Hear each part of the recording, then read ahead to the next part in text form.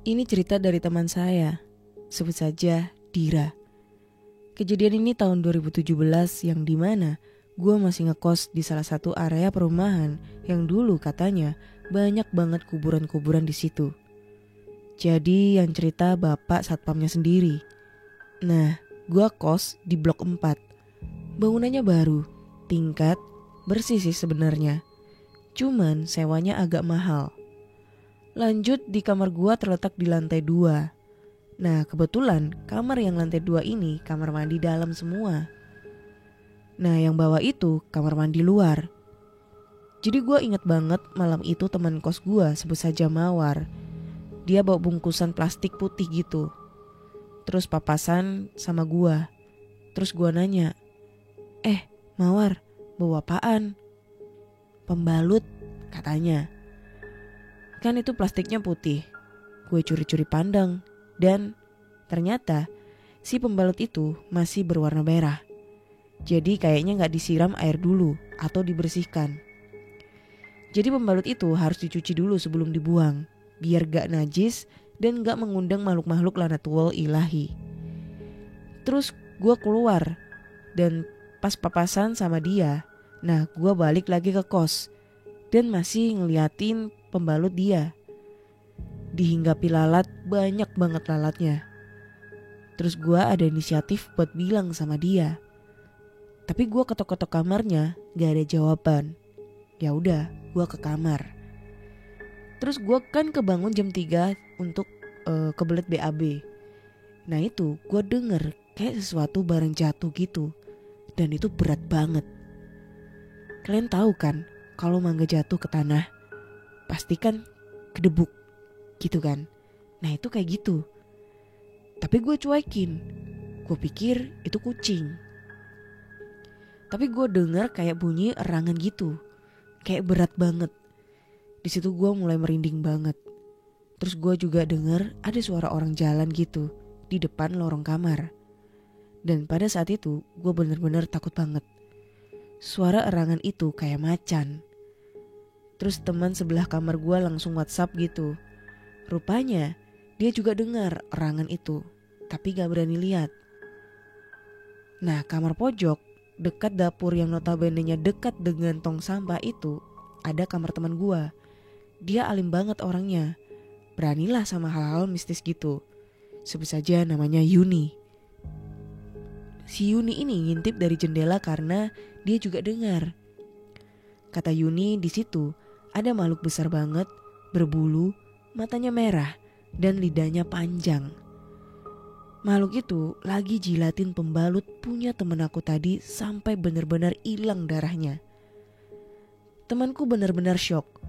Makhluk itu mengambil sisa-sisa tulang ayam dan pembalut itu. Kata temanku dia benar-benar gede dan bau. Terus di hari kedua, jadi waktu itu gue pulang sekitar jam 10 malam karena ada kepentingan di kampus. Tiba-tiba lorong depan kamar rame sama anak-anak. Gue tanyain mereka. Katanya si Mawar ini kesurupan. Tapi pas gue nyampe, si Mawar ini udah dikasih minum gitu sama ibu kos. Oh ya, by the way, di bawah juga ada tempat tinggal ibu kos.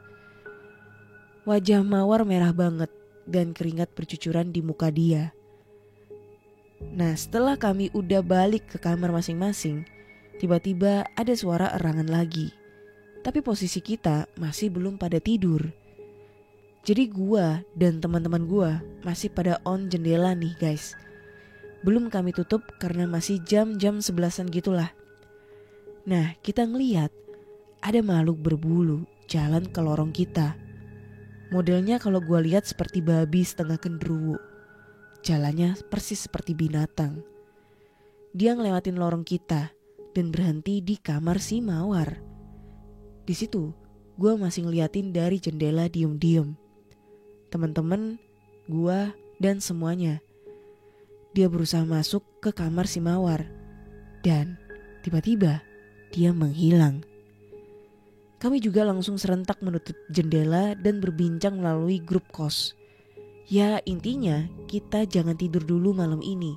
Jaga-jaga kalau si Mawar ini kesurupan lagi. Dan benar saja tebakan kita.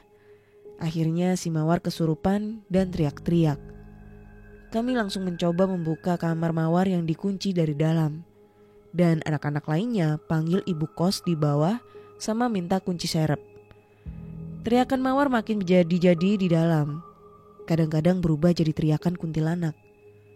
Dulu gue sempat ngerekam dan gue kasih ke mama. Tapi langsung gue hapus karena takut.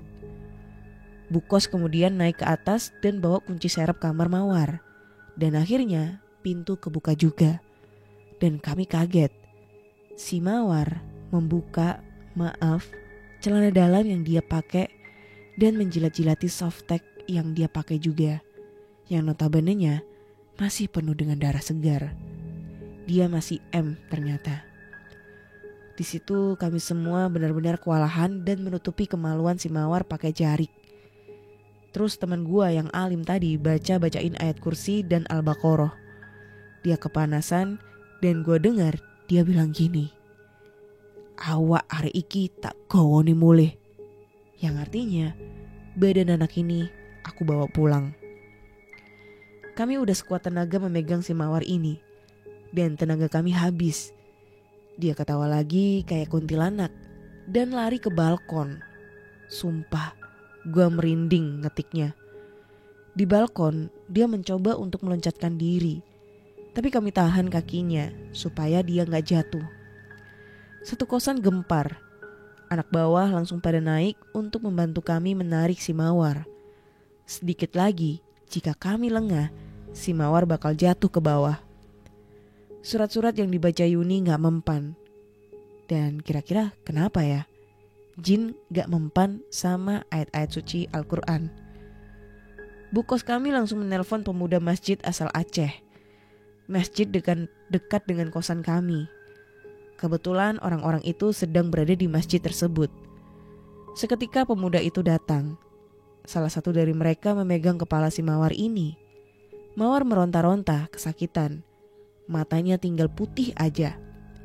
Jin tersebut menolak keluar dan makanya dalam proses pengeluaran si Mawar agak kejang-kejang.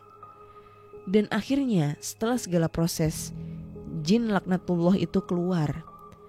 Kami membopong Mawar ke kamarnya.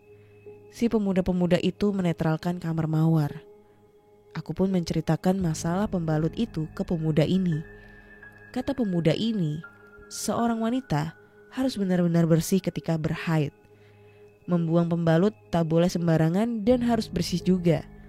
Jika haid, kita dianjurkan banyak-banyak berzikir, soalnya makhluk-makhluk jahat suka mengikuti wanita-wanita yang sedang haid atau datang bulan.